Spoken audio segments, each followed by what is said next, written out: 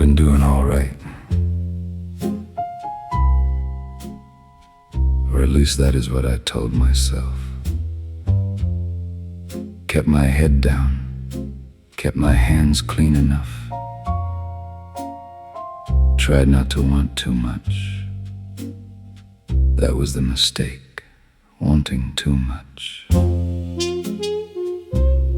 It started the way these things always do. Nothing dramatic, no thunder, no warning bell. Just a kiss, one kiss, small enough to dismiss if you were a better liar than me. But nights in this town have a way of stretching the truth until it snaps. Middle. I remember the hour getting late. I remember the way sleep was starting to pull at me. And I remember her calling for a cab like it was any other night. He was off to the side, calm as a priest with a dirty collar, smoke curling out of his mouth like he had all the time in the world. She leaned back, took a drag, and looked like she belonged to the dark better than she ever belonged to daylight. Then they disappeared upstairs. That was when the sickness hit me. Not in the gut at first, in the head. That is where poison starts. You tell yourself, maybe you got it wrong. Maybe your eyes are inventing things your heart is too weak to survive. But then the pictures come anyway. A hand on his chest, his hands at her dress, and me standing there with that useless old prayer in my mouth.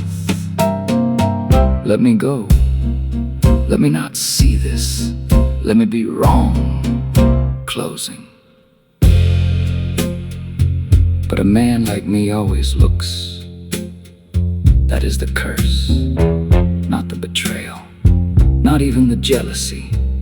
It is the looking. Jealousy is not loud.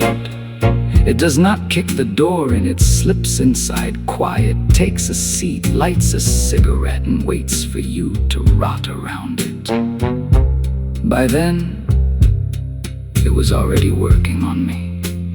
Turning good thoughts sour, dragging every decent thing I had down into black water.